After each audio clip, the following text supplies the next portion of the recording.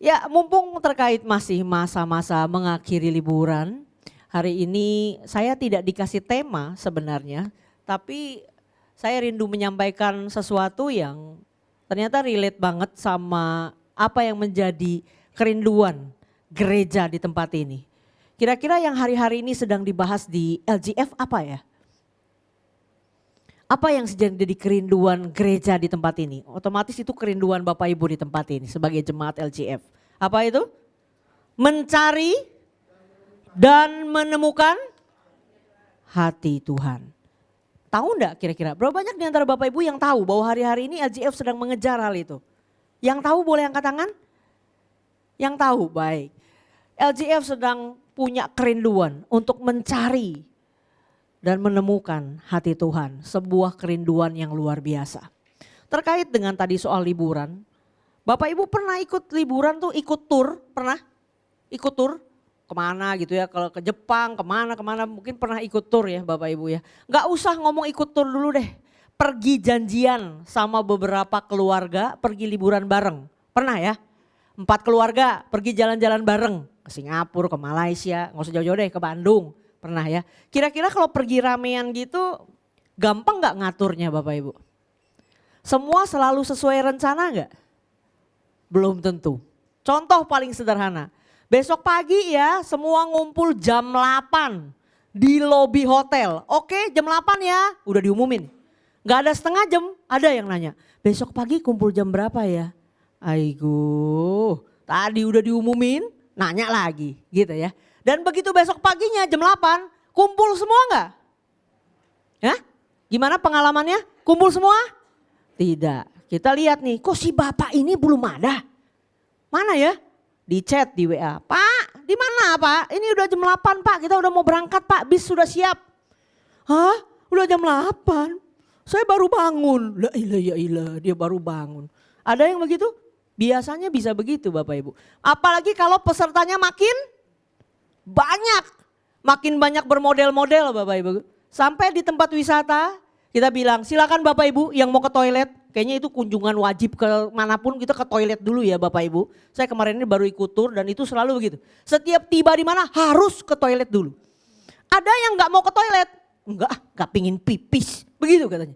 Baru jalan setengah jam. Saya mau ke toilet. Tadi suruh toilet gak mau toilet. Sekarang tiba-tiba mau toilet. Orang semua mau jalan tungguin kamu ke toilet. Begitu kan. Bawa rombongan pergi ke sebuah tempat tidak selalu mudah. Kenapa? Yang satu mau ke kanan, satu mau ke kiri, satu cepet, satu lama, satu suka lapar. Bentar-bentar tanya kapan makan lagi? Kapan makan? Ini belum jam makan Pak, sabar sedikit udah lapar. Betul? Nah saya mau cerita soal Musa Bapak Ibu. Berapa banyak di antara Bapak Ibu yang pernah dengar cerita tentang Musa? Tahu Musa? Tahu ya? Oke. Musa itu pernah menempuh sebuah perjalanan yang lama. Yaitu dia membawa bangsa Israel keluar dari jemaat sini luar biasa ya. Keluar dari Mesir menuju ke tanah Kanaan alias tanah perjanjian. Dia bawa berapa banyak orang Bapak Ibu? 10? 100? Oh tidak. Bapak Ibu boleh ikut tur segala macam yang paling rame tapi tidak pernah ikut tur ala-ala tur leadernya Musa ini, gak pernah ikut. Yang ikut itu 600.000 laki-lakinya doang. Belum sama wanitanya. Belum sama anak-anak kecil, karena yang dihitung tuh laki-laki udah umur 20 ke atas. Kalau menurut estimasi perhitungan bisa jadi yang pergi ikut turnya Musa itu ada 2 jutaan orang. Gimana tuh Bapak Ibu? Saya sih mohon maaf ya kalau ada tur kayak begini saya gak mau ikut. Kenapa? Pusing nanti di jalan gitu ya, terlalu rame ngaturnya pasti susah. Nah ini Musa bawa tur dari Mesir pergi ke tanah perjanjian begitu banyak orang. Kira-kira gampang apa susah? Gampang? Susah banget, ruwet banget. Dan Bapak Ibu juga tahu bahwa bangsa Israel, bukan kata saya, tapi kata firman, adalah bangsa yang sangat nurut. Apa iya? Tidak. Mereka adalah bangsa yang tegar, tengkuk, susah banget diaturnya. Luar biasa loh jemaat ibadah 2 ini udah tahu semua isi khotbahnya apa nggak usah jadi khotbah ya? Udah bisa jawab semua soalnya. Jadi bangsa Israel tuh repot banget buat diurus. Kalau Bapak Ibu baca kitab Keluaran, isinya tuh Tuhan marah lagi, Tuhan marah lagi. Betul? Kenapa? Karena ribet. Gak ada air, ribut. Dikasih mana? Bosan. Mintanya daging. Ada aja yang dikomentarin, ada aja yang diributin, ada aja yang bikin bangsa Israel marah dan akhirnya Tuhan marah. Nah ada satu saat Musa itu pergi naik ke Gunung Sinai. Ngapain Bapak Ibu? Wisata, camping. Ketemu Tuhan, mau ngambil 10 perintah Tuhan. Tapi baru lagi perjalanan turun, Tuhan udah bilang, tuh lihat tuh di bawah tuh. Udah kagak bener itu bangsa Israel. Tuhan tuh marah. Kenapa? Karena mereka di bawah lagi bikin anak lembu emas, penyembahan berhala. Aduh minta ampun. Ruwet banget ngurusin bangsa Israel ini. Mereka tahu betul itu gak boleh kan. Tapi tetap aja dibikin. Dan ketika turun Tuhan tuh udah bilang gini, udah dah ini saya pakai bahasa saya ya, bukan bahasa persis Alkitab. Udah dah Musa, ini bangsanya ribet banget ya. Udah kamu aja deh yang saya bikin jadi bangsa yang besar. Ini semua saya matiin aja semua, selesai sudah. Tapi Musa itu bilang gak mau. Kalau saya jadi Musa, mohon maaf, bagus saya bukan Musa kan, saya Airin. Kalau saya, ya udah Tuhan gue juga ribet, pusing pala gue darah tinggi, ngurusin ini orang-orang ini ribet. Tapi Musa enggak. Makanya dikatakan Musa adalah orang yang paling lembut hatinya di seluruh muka bumi. Ya kalau enggak lembut sih kagak bisa model begini. Musa bilang enggak mau Tuhan, ini bangsa pilihan Tuhan, ayo kita jalan gitu loh sampai ke tanah perjanjian. Lalu akhirnya kalau Bapak Ibu baca Keluaran 33, ada momennya Tuhan bilang begini. Ini kalau saya jalan bersama bangsa Israel sampai ke tanah perjanjian, keburu habis orangnya. Kenapa? Bikin salah, bikin ngawur, habis sama Tuhan. Jadi Tuhan bilang gini, udah saya kirim malaikat aja ya, sayanya enggak ikut. Saya utus malaikat, nanti dia nganterin kamu dari sini sampai ke tanah perjanjian. Ini saya enggak ngarang Bapak Ibu, nanti baca Keluaran 33. Memang Tuhan bilang begitu. Nah Bapak Ibu, kira-kira kalau Bapak Ibu jadi Musa, kita ini di padang gurun. Padang gurun ini jelas tidak enak. Betul ya. Maunya ke tanah perjanjian. Bukan mau selamanya di padang gurun loh. Padang gurun ini tidak nyaman. Makan cuman mana, minum, nanti panas, nanti mesti pindah. Dan segala macam repot. Lalu Tuhan bilang gini, saya gak ikut. Saya utus malaikat aja. Daripada gue di sini ntar gue hajar semua habis. Kamu pergi sana. Di Mazmur 78 ada berkata gini, Tuhan itu gemes lihat bangsa Israel. Oh iya ada ayatnya bahwa Tuhan itu gemes. Nah jadi Tuhan pikir kamu aja jalan sendiri. Harusnya logikanya mau aja ya. Kan yang penting nyampe tanah perjanjian. Tuhan ada gak ada pusing amat. Iya gak? Mungkin Bapak Ibu bilang gini, masa begitu sih? Tapi seringkali dalam hidup kita gitu Bapak Ibu. Coba lihat kalau kita lagi dalam kesulitan yang sangat besar. Kesulitan ekonomi, masalah sakit penyakit, masalah keluarga yang pelik, suami yang punya wanita idaman lain, dan segala sesuatu yang berat. Kalau tiba-tiba nih ada solusi, nih ada jalan keluar, tapi Tuhan gak ada di sana. Tapi beres masalahmu sekarang. Mungkin gak kita bilang, ya udah deh, saya udah gak tahan, saya udah gak kuat, yang penting beres masalah saya. Mungkin banget Bapak Ibu. Mungkin banget, karena kita sebagai manusia kerap kali apa-apa mau cepat beres. Tuhan gak Tuhan urusan belakang. Tapi mereka pada waktu itu respon Musa tuh luar biasa. Musa gak bilang ya udah deh Tuhan daripada Tuhan marah melulu, terus bangsa Israelnya habis, ujung-ujungnya masuk tanah perjanjian cuma 5 orang lagi. Udah deh daripada kayak gitu, udah Tuhan gak usah ikut dah ya, daripada marah-marah. Udah malaikat aja cukup, yang penting ada yang jagain kita, istilahnya gitu. Tapi Musa tidak bilang begitu. Bapak Ibu tentunya pernah dengar lagu yang bilang, bila engkau tak besertaku, ku tak mau berjalan. Tahu? Itu kata-katanya dari Musa. Bapak Ibu cari di Alkitab, itu perkataannya Musa. Waktu Musa bilang kalau Tuhan gak sama kita gak jalan. Udah di sini aja nyangkut-nyangkut deh. Pokoknya kalau Tuhan gak jalan kita gak jalan. Kayak gitu. Dan di Keluaran 33 ada 2 ayat yang saya mau kita baca sama-sama. Keluaran 33 ayat 13 sampai 14. Di momen periode itu akhirnya Musa bilang begini. Keluaran 33 ayat 13. Maka sekarang jika aku kiranya mendapat kasih karunia di hadapanmu, beritahukanlah kiranya jalanmu kepadaku, lihat baik-baik, sehingga aku mengenal engkau, supaya aku tetap mendapat kasih karunia di hadapanmu. Musa minta, Tuhan kalau memang betul nih Tuhan tuh punya kasih karunia besar buat saya, sampai Tuhan mau milih saya aja daripada seluruh bangsa Israel, ya udah gini aja Tuhan, tunjukin jalanmu sama aku, lalu supaya tuh saya tuh kenal sama Tuhan. Itu permintaannya Musa. Musa tuh luar biasa hatinya. Supaya aku tetap mendapat kasih karunia di hadapanmu. Lihat responnya Tuhan apa. Apakah Tuhan bilang, bentar ya Musa aku pikir-pikir dulu deh ya. Mau apa kagak gitu ya, kayaknya ribet gitu. Tidak. Tapi respon Tuhan adalah ayat 14. Lalu ia berfirman, aku sendiri hendak membimbing engkau dan memberikan ketentraman kepadamu. Jadi saya mau bilang gini Bapak Ibu. Kalau gereja ini, kalau Bapak Ibu punya kerinduan untuk mencari dan menemukan hatinya, itu adalah sebuah permohonan, kerinduan, permintaan yang 100% pasti Tuhan jawab. Kok enggak gitu excited ya? Itu adalah sebuah permintaan atau doa atau permohonan yang pasti Tuhan jawab. Iya, kenapa? Karena sesuai dengan kerinduan Tuhan sendiri. Manusia pengen deket sama Tuhan mah sedikit Bapak Ibu. Tapi Tuhan begitu sayang sama kita, mau deket sama kita itu banget.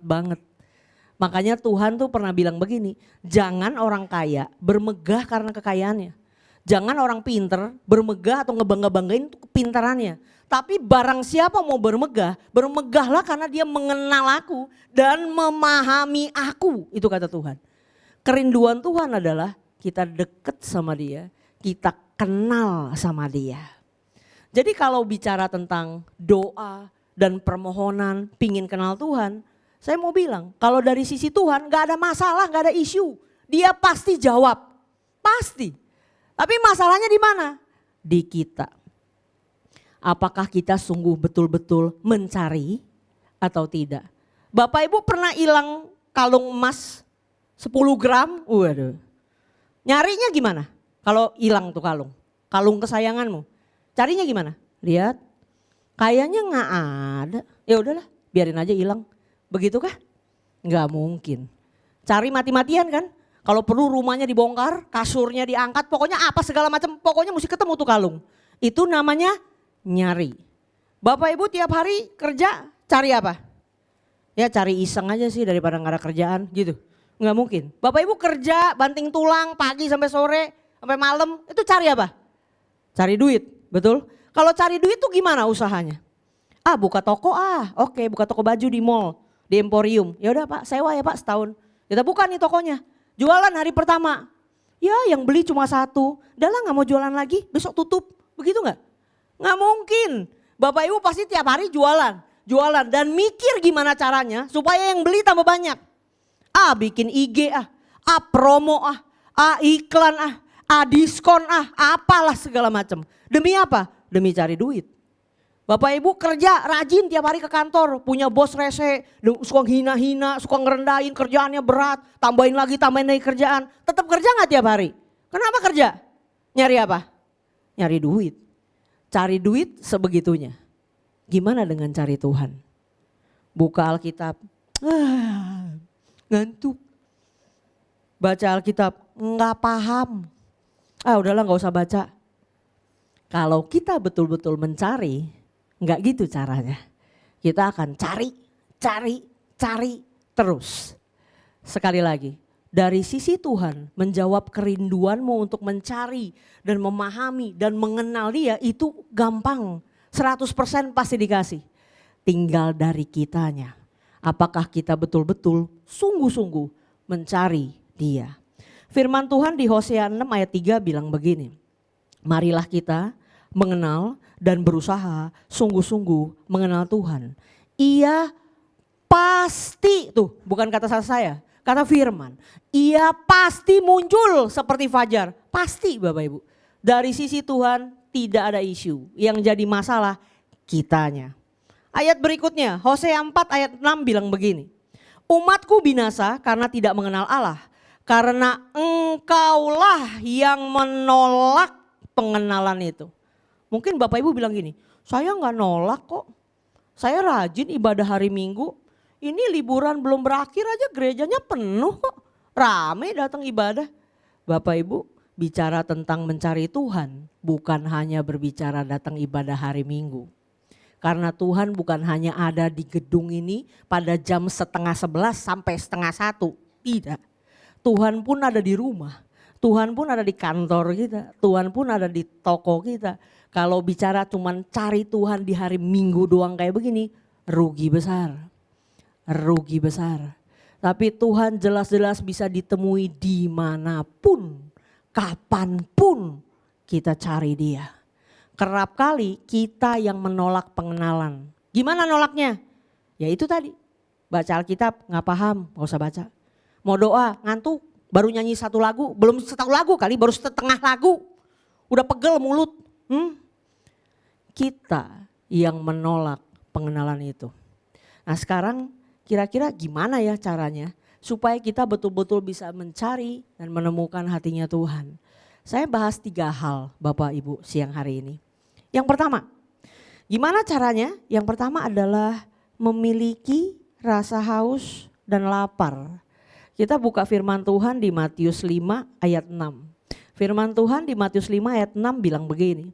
Berbahagialah orang yang lapar dan haus akan kebenaran. Karena mereka akan dipuaskan. Kalau Bapak Ibu punya haus dan lapar, setiap kali contoh sederhana deh, Bapak Ibu datang ibadah, apa yang ada di pikiranmu ketika menuju LJF jam 10:30? Apa yang ada di pikiranmu? Pakai baju apa ya? Gitu. Putih biru, putih merah, putih hijau. Pakai tas apa ya? Pakai sepatu apa ya? Berangkat. Mau cantik, mau baik, bagus gak? Bagus aja. Lalu datang ke sini. Sambil duduk sini praise and worship, Bapak Ibu mikir apa? Duh lagunya lagu lama ya, gue belum lahir kayaknya itu pas lagu itu gitu. Terus pas lagi dengar khotbah Bapak Ibu mikir apa? Aduh khotbahnya lama banget, cepetan kayak kelar. Gue mau makan dimsum habis ini, enak tuh ntar kalau pesen udang Yamaha apa segala macam udah dipikirin. Jadi bukannya duduk sini dengar khotbah pujian penyembahan yang dipikirin apa? Makan, dimsum, habis ini mau ketemu si itu, mau pergi jalan-jalan ke sana ke sini. Apakah itu tanda orang haus dan lapar? Tidak. Kalau orang haus dan lapar itu model begini. Tuhan saya hari ini mau ibadah 10:30. Bicara sama saya Tuhan. Ngomong sama saya Tuhan. Sampaikan sesuatu sama saya Tuhan. Saya gak akan pulang sebelum saya dapat sesuatu dari Tuhan. Bukan dapat duit Bapak Ibu. Dapat tuntunan Tuhan. Dapat jawaban Tuhan. Saya gak akan lepasin Tuhan sampai saya dapat sesuatu. Begitu mestinya sikap hati ketika mau datang ibadah. Tuhan sangat bisa bicara sama kita. Gak mesti lewat yang khotbah. Kadang lewat praise and worship. Kadang lewat lagu yang dinyanyikan. Tadinya datang ke sini lagi stres setengah mati, banyak masalah, gak ada solusi. Rasanya masalahmu besar, segede-gede gunung Sinai mungkin gitu ya. Begitu nyanyi, aku punya Tuhan yang besar. Bapak Ibu kayak baru sadar, iya ya, gue kan punya Tuhan yang besar. Tuhan gue pencipta langit dan bumi. Apalah artinya masalah gue dibanding Tuhan? Pulang, strong, kuat, saya bisa. Tuhan tolong saya, mampukan saya bisa lewat masalah ini. Bapak Ibu sangat bisa dapat berkat dan segala macam ketika Bapak Ibu datang ke tempat ini dengan haus dan lapar. Kalau Bapak Ibu haus dan lapar, pertumbuhan rohani gak usah ditanya, pasti. Pengenalan akan Tuhan pasti terus meningkat, itu udah pasti. Pertanyaannya, kerap kali kita tidak haus dan lapar. Iya Pak ya? Oh iya, biasanya begitu. Kenapa orang tidak haus dan lapar? Ayo. Orang tidak haus dan lapar, saya kasih 2 kemungkinan. 1, orang sakit. Bapak Ibu di sini ada yang pernah ngerawat orang sakit? Apalagi sakitnya lumayan parah sampai masuk rumah sakit. Ada nggak orang yang lagi demam tinggi, sakit kepala, badan sakit semua, mual, mau muntah. Lalu gini, pesan nasi campur 3 porsi. Jangan lupa sate babinya ya, sama kuah bakut sayur asin. Terus datang tuh makanan, makan sampai 3 piring. Udah kelar tolong pesen jus alpukat. 1 galon. Ada gak begitu? Oh minta puding 3 kotak. Ada orang sakit dirawat begitu makan segudang-gudang. Gak ada Bapak Ibu. Orang kalau sakit selera makannya hilang. Gak mau makan. Ayo mesti makan. Kalau gak makan gimana mau sembuh. Itu kan yang kita ngomong ketika ada orang sakit. Kenapa? Karena dia kagak mau makan, mulutnya pahit, gak selera, lemes, apalah segala macam. Bapak Ibu, kalau kita tidak haus dan lapar sama Tuhan, jangan-jangan kita sakit. Sakit apa tuh? Kayaknya saya sehat-sehat aja, kemarin tes darah semuanya bagus. Sakit hati. kecewa sama orang, kecewa sama suami, sama istri, sama anak, sama orang tua, sama teman gereja, sama rekan bisnis, sama segala-segala. Bisa jadi kecewa sama diri sendiri, bisa jadi kecewa sama Tuhan. Tuhan kok gini amat ya hidup saya.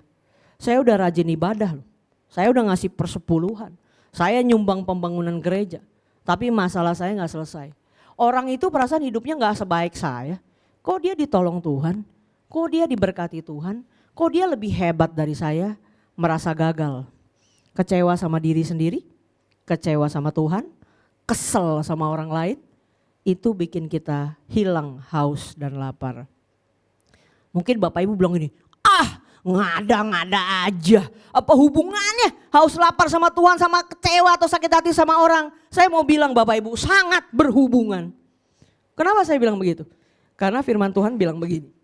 Kalau kamu mau datang bawa persembahan kepada Tuhan, lalu kamu ingat ada ganjelan di hatimu sama orang A. Apa yang firman Tuhan bilang? Persembahanmu taruh, samperin dulu orang itu, beresin dulu, berdamai dulu, selesai, balik lagi, ambil persembahanmu, persembahkan kepada Tuhan. Oh itu firman Tuhan.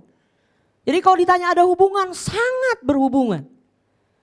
Jadi kalau kita masih ada kecewa, sekali lagi, kecewa, sakit hati, pahit, baik sama orang lain, sama diri sendiri, sama Tuhan, itu sangat mengeringkan rasa haus dan lapar akan Tuhan. Cek hatimu. Kalau ada kecewa dan luka di sana, beresin. Kalau itu beres, hatimu lega, haus dan lapar sama Tuhan pasti balik lagi. Kemungkinan yang kedua, kalau enggak sakit, itu apa? Nah, saya beri contoh. Saya lihat banyak wajah ibu-ibu di sini. Ibu-ibu kalau di rumah jam makan, misalnya mau makan malam, makan seluruh keluarga. Rencana jam 6 malam, ibu-ibu udah siapin makanan terbaik yang ibu-ibu bisa siapkan. Makanan sehat, makanan enak, pokoknya kan seneng kan kalau udah nyiapin makanan satu keluarga makan dengan kenyang habis makanannya. Seneng gak? Seneng pasti ibu-ibu. Tiba-tiba itu jam 6 malam tuh rencananya. Jam 5 ya anggota keluarga di depan rumah ada lewat tukang somai. Belanja itu, beli somai, makan semua. Seneng gak ibu-ibu? Saya jamin gak seneng. Kenapa gak seneng? Karena nanti jam 6 mau makan. Kalau jam 5 udah pada jajan somai pakai nambah-nambah, nanti jam 6 enggak bisa makan. Kenapa enggak bisa makan? Karena sudah kenyang. Bapak Ibu, kenapa enggak punya haus dan lapar sama Tuhan? Udah kebanyakan jajan, perutnya udah penuh. Dirimu sudah penuh sama banyak hal di luar Tuhan. Sehingga udah enggak ada ruang lagi buat Tuhan masuk. Apa itu? Sibuk ngapain aja? Mikirin kerjaan, full. Mikirin keluarga, iya. Apain lagi? When life gives you tangerine. Harus nonton ini. Orang lain sudah habis tahu semua ceritanya. Mau ketemu Park Bo Gum. Harus nonton, wajib. Sibuk ngapain lagi? Scroll IG, gak kelar-kelar. Scroll TikTok, gak kelar-kelar. IG, TikTok itu mereka tuh punya kapasitas untuk mengetahui apa yang Bapak Ibu suka. Percaya gak sama saya? Bapak Ibu lihat suggestion ya. Disuruh sama Instagram dia bilang gini nih, kayaknya kamu cocok nih baca ini. Dia tahu saya misalnya, saya suka quotes. Setiap kali saya suka quotes dan saya nge-like quotes atau saya lama buka postingan quotes, Bapak Ibu lihat gak berapa lama yang muncul di feed IG saya itu quotes semua. Percaya gak? Bapak Ibu demen kucing ya, nonton deh video kucing. 1 kucing, 2 kucing, 3 kucing. Besok IG-mu isinya kucing semua. Beneran? Boleh tes, betul gak? Tahu kan pengalaman itu paham ya Bapak Ibu. Karena mereka tahu apa yang kamu suka. Kamu lagi tertarik apa, kamu lagi interested apa, itu yang akan dikeluarin. Dan karena dia pintar, dia tahu akhirnya kita gak lepas sama layar. Karena yang kamu lihat, yang kamu muncul adalah yang kamu suka, yang kamu interest. Ya udah terbuka terus kucing 3, kucing 4, kucing 5, kucing 7, semua kucing. Karena kamu suka lihat gambar kucing. Seperti itu. Kadang-kadang orang suka bilang, kenapa ya di IG gue kok munculnya cewek-cewek seksi? Saya bingung, di saya enggak pernah muncul cewek seksi. Karena saya enggak ada ketertarikan melihat lama foto cewek seksi saya, ya kan? Nah kalau itu mungkin dia seringnya lihat cewek seksi, jadi cewek seksi mulu. Tiap IG orang suggestion-nya belum tentu sama Bapak Ibu. beda-beda. Kalau kita sudah full sama semua itu, mana ada lagi haus lapar sama Tuhan, lu udah kenyang jajan. Betul? Orang bisa punya banyak waktu untuk melihat IG. Oh ya, bisa dicek di handphonemu. Sehari kamu lihat IG berapa jam, bisa lihat. Oh pas dicek, saya bisa lihat IG 1 jam sehari misalnya. Baca firman, kapan ya terakhir baca? Oh tadi di gereja, soalnya hari Minggu kebetulan tadi ikut dengar khotbah jadi buka Alkitab. Itu aja, selebihnya gak sempat, saya ini sibuk loh. Saya ini pengusaha loh, saya punya bisnis ada 20 cabang. Iya deh, apa kata lu lah. Punya bisnis 20 cabang, punya IG 1 jam, bisa 1 hari bisa lihat 1 jam, baca Alkitab gak punya waktu. Kita bisa menilai seberapa kita beneran nyari Tuhan atau tidak. Yang pertama tadi apa? Haus dan lapar. Kalau Bapak Ibu punya haus dan lapar, pasti dapat sesuatu. Karena itu firman Tuhan.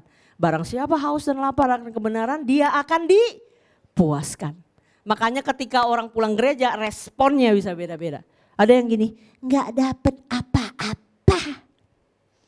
Ada yang, aku diberkati banget loh waktu tadi aku ngalamin bla bla bla bla bla.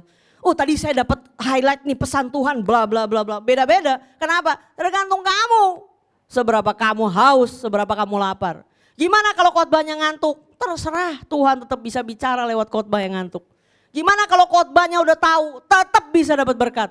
Baca Alkitab kan ayatnya kan gak berubah-berubah tiap tahun. Ayatnya sama. Sudah 5 kali baca, 10 kali baca, 15 kali baca. Kalau haus dan lapar, Tuhan tetap bisa memuaskan.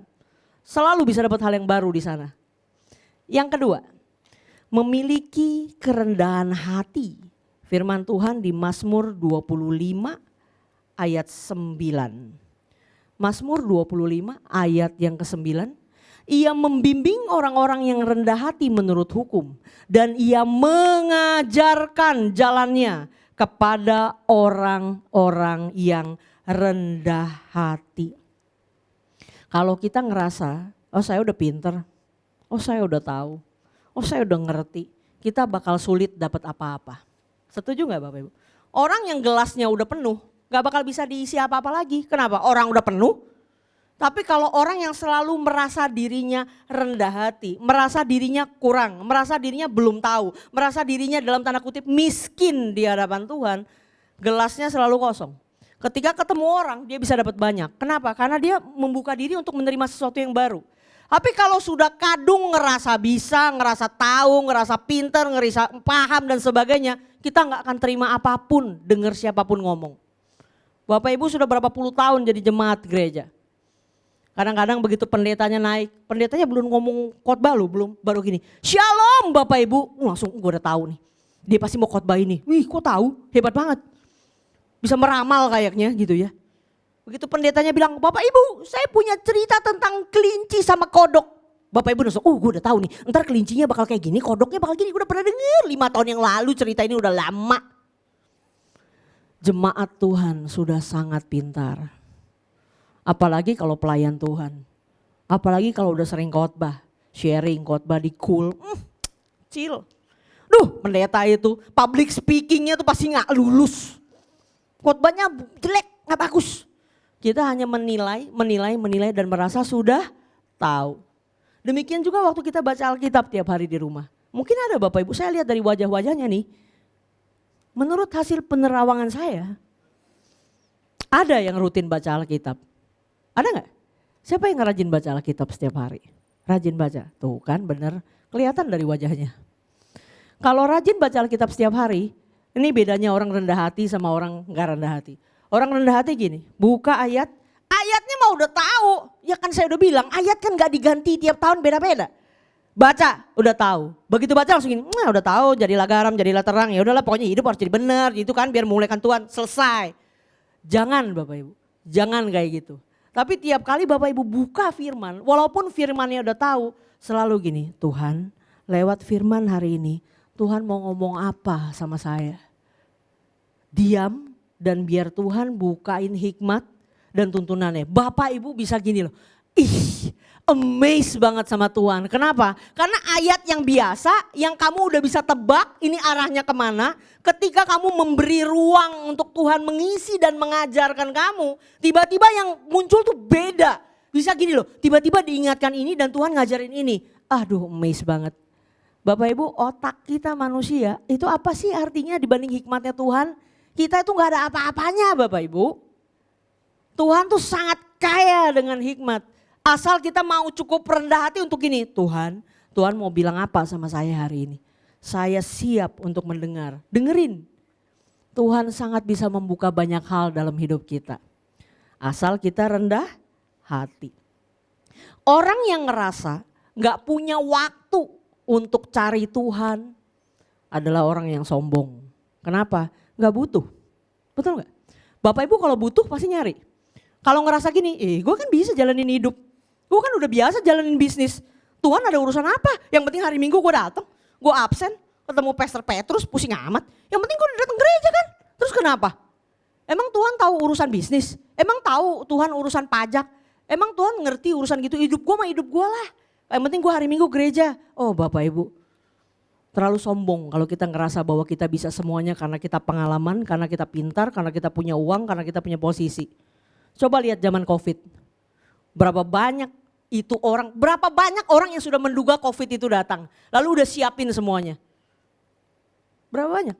Bisnis tutup, perusahaan tutup, bangkrut, orang kolaps gak bisa bayar utang. Itu kan karena kondisi yang kita gak siap. Kita gak tahu. Tapi ketika kita datang ke Tuhan, Tuhan bisa tolong kita dan tunjukin jalan gimana caranya lu ngadepin masalah ini. Kita semua butuh Tuhan. Di luar Tuhan kita gak bisa apa-apa. Yang terakhir, kata-kata yang paling disukai jemaat. Yang terakhir, memiliki konsistensi. Bapak Ibu yang namanya kenal orang, itu gak bisa sekali ketemu. Setuju? Gak bisa seminggu, sebulan pun belum, setahun belum. Suami istri aja anggap pacaran udah 5 tahun. Lama gak pacaran 5 tahun? Lama kan? Habis pacaran 5 tahun, nikah 20 tahun. Lama gak? 25 tahun togetherness. Tapi ketika ribut bisa aja ngomong begini. Gua baru tahu. Ternyata lu kayak begini. 25 tahun gua bersama lu, gua baru tahu. Betul? Ya siapa yang berantem pernah ngomong begitu? Ngaku aja gak apa-apa Bapak Ibu. Itu biasa kan? Nah seperti itu. Kita kenal Tuhan sama. Gak bisa gini loh. Loh saya udah habis baca Alkitab dari Kejadian sampai Wahyu. Terus mau apa lagi sih? Udah cukup lah. Gak cukup Bapak Ibu. Yang namanya hubungan kalau gak terus pasti makin lama makin jauh. Berapa banyak di sini yang dulu waktu SD punya teman baik? Besti. Ke WC bareng-bareng, cewek tuh biasanya gitu ya. Kalau cowok sih jarang sih ke WC ngajak-ngajak orang tuh jarang kalau cowok ya. Tapi kalau cewek entah kenapa kalau ke WC suka ngajak-ngajak. Saya kurang ngerti butuh bantuan apa di WC atau takut setan, ya saya nggak tahu ya. Tapi kalau ke WC sering nih, yuk ke WC yuk, ke WC yuk. Suami saya pernah bilang kenapa sih kalau cewek ke WC rame-rame mau ngapain gitu di WC tuh kurang paham. Ke WC berlima, punya besti waktu SD dulu teman baik, punya kan? Saya mau tanya, sampai hari ini masih jadi besti nggak? Nggak banyak pasti yang masih jadi bestie. Kenapa? Begitu SD temenannya beda. Atau pindah sekolah. Atau pindah kota. Belum tentu. Artinya apa? Mau sedekat apapun hubunganmu. Kalau tidak terus dijaga. Kalau tidak terus ada komunikasi. Tidak follow IG-nya, tidak apa, tidak pernah WA, tidak pernah tahu apa-apa. Ya pasti putus lama-lama hubungannya. Betul. Jangan pernah bilang atau merasa bahwa saya ini dekat sama Tuhan kok. Oh ya? Saya rajin kok baca Alkitab, setiap hari saya baca. Kapan? Ya 10 tahun yang lalu lah waktu zaman sekolah. Sekarang? Ya kalau sekarang kan, ya kan sekarang saya sibuk. Kita sering begitu. Oh saya ngerasa deket kok. Orang dari dulu ini pengerja-pengerja gereja ini semua kenal sama saya. Gak ada hubungannya Bapak Ibu. Tidak ada hubungannya. Pengenalan butuh konsistensi. Firman Tuhan di 1 Tawarik 16 ayat 11 bilang begini. Carilah Tuhan dan kekuatannya, carilah wajahnya selalu. Kalau Bapak Ibu lihat terjemahan bahasa Inggrisnya, saya ada catat, dia bilang begini. Seek the Lord and His strength. Seek His presence continually. Apa artinya continually? Terus, terus, terus, terus. Itu hubungan. Bapak Ibu, waktu zaman COVID, gereja tutup, betul? Gereja di sini tutup gak? Sama lah ya, mana ada yang berani buka, orang dilarang. Sebulan jemaat belum ada yang ribut, tutup, semua di rumah. Gereja masih bingung, pengerja bingung Bapak Ibu. Pengerja bingung apa? Ini gimana jemaat ini? Mesti bikin ibadah online, semua tidak siap. Kedebak-kedebuk. Oh bikin begini, bikin begitu, bikin begini. Kita gak punya stock shoot, present worship. Waduh ini gimana present worshipnya? Kalau khotbah doang gampang, tinggal suruh pendetanya rekam, kirim, selesai. Present worshipnya kalau punya stock shoot bisa. Ruwet. Sebulan belum ada yang ribut. Semua anggap liburan dan ketakutan COVID. Semua diem di rumah. 2 bulan belum ada yang ribut. 3 bulan belum ada yang ribut. Saya ingat banget. Begitu bulan ke-6. Mulai ada jemaat yang DM IG saya. Lalu bilang begini. Ci, saya kering. Saya tanya, kenapa kering? Pumpnya mati di rumah. Kering kenapa? Gak ada air. Butuh dibantu, gereja perlu kirim mobil air ke rumah kamu, kering. Bukan Ci. Kapan sih ada ibadah lagi? Saya kering loh di rumah ini. Nah pertanyaannya gini Bapak Ibu. Kalau waktu pas tidak bisa ibadah, kering karena gini. Biasanya kan kalau hari Minggu bisa ketemu saudara seiman, itu oke. Real, iya dong. Tadinya di rumah sendirian lu gak datang gereja gak ketemu teman-teman, itu betul, gak ada masalah. Fine, normal. Saya ini Ci kangen loh present worship sama-sama di gereja sama saudara seiman. Ada tim present worship yang memimpin dengan luar biasa. Saya kalau di rumah nyanyi sendiri gak bisa Ci, nyangkut saya gak bisa nyanyi. Saya paham itu, saya ngerti. Pakai YouTube kagak enak Ci, beda sama kalau di gereja. Oh itu betul, ya itu benar, real, realita. Tapi kalau kering karena gini, saya kering karena gak ketemu Tuhan Ci. Lah emang Tuhannya nyasar di mana? Gerejanya libur Tuhan nyangkut di sini. Pada kagak ada di rumah lu orang pada. Kasihan amat tuh Tuhan nyangkut di gereja. Bapak Ibu, emang Tuhan ada di gereja doang kah? Tuhan ada di mana kamu ada. Termasuk di rumahmu. Bukan cuma di gereja. Jadi kalau sampai ketika kamu tidak ke gereja, lalu di rumah jadi kering karena seakan Tuhan tidak ada yang salah dengan pengenalan kita akan Tuhan. Banyak orang bilang cari Tuhan di ruangan sempit, di kamarmu tutup pintu. Betul gak? Betul aja. Tapi ada kalanya kondisi tidak memungkinkan. Dan bagi saya Tuhan bisa ditemui di mana aja.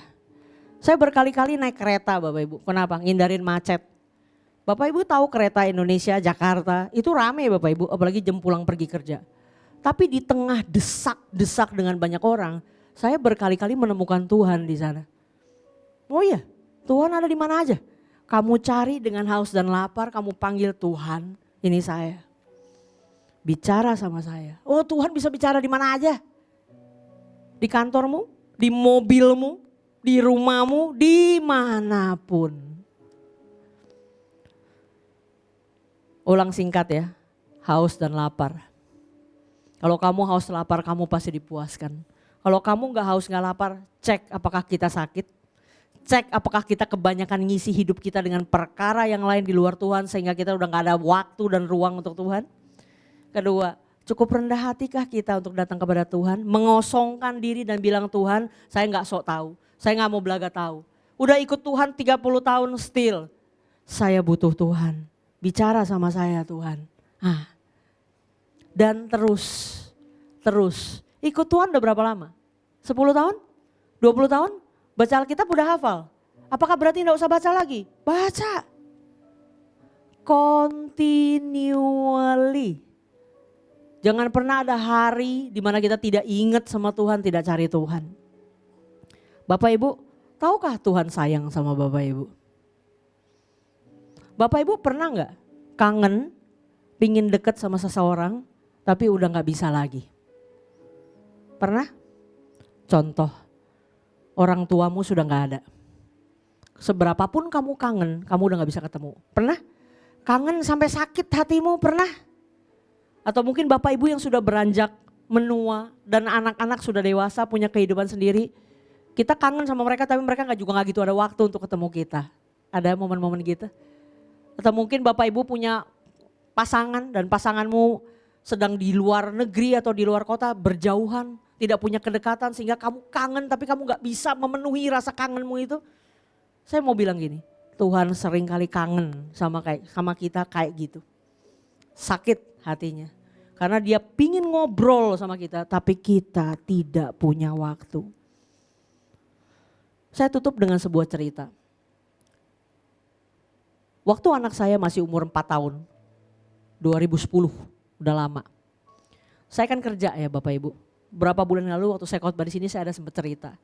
Pulang kerja, waktu itu saya mampir ke Pluit Junction. Nah dekat banget tuh sama sini. Mampir Pluit Junction kenapa? Karena setelah itu saya mau cool. Kalau dari kantor langsung ke tempat cool kepagian. Jadi saya mampir ke Pluit Junction, ngopi, jajan sambil nunggu waktu cool. Dan waktu itu saya ingat ada jualan di yang sepanjang jalan itu.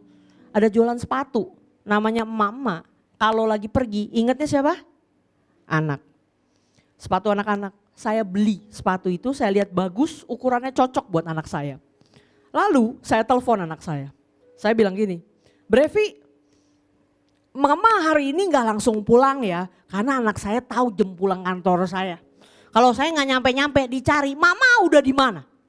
Kalau saya jawab Mama udah di Dan Mogot. Dan Mogotnya mana? Karena Dan Mogot panjang. Jadi udah kayak CCTV ya, bapaknya aja gak gitu-gitu amat nyariin saya tapi anaknya begitu. Jadi saya mesti lapor. Jadi saya bilang sama dia, Mama gak bisa pulang cepet hari ini, Mama mau cool. Tapi Mama beli sepatu buat kamu. Sepatunya bagus banget, pasti kamu suka nanti. Nanti malam Mama bawa pulang ya. Dia cuma jawab gini, iya. Saya tersinggung nih Bapak Ibu, udah dibeliin sepatu bagus-bagus, gua aja gak beli sepatu buat gua ya kan. Kok gitu sih jawabnya? Gak happy ya dibeliin sepatu?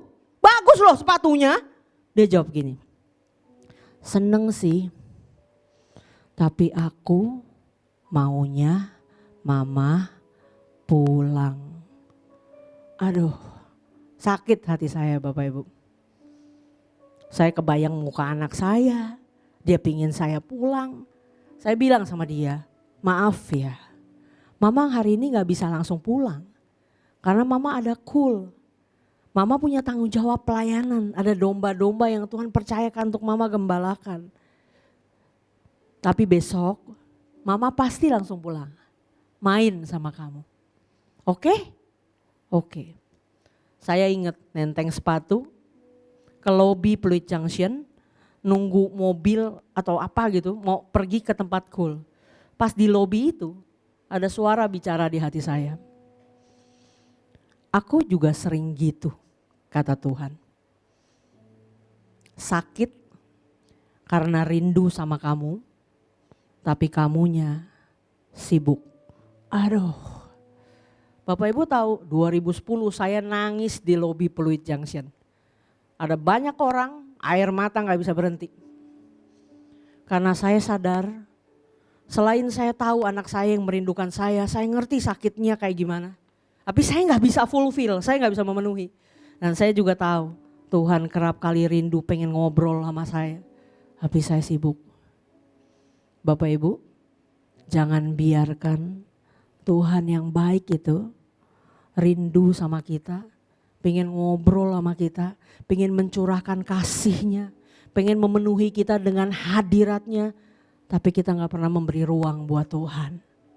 Sakit. Yuk siang hari ini datang sama Tuhan. Bilang sama Tuhan, Tuhan ini saya. Saya mau datang sama Tuhan.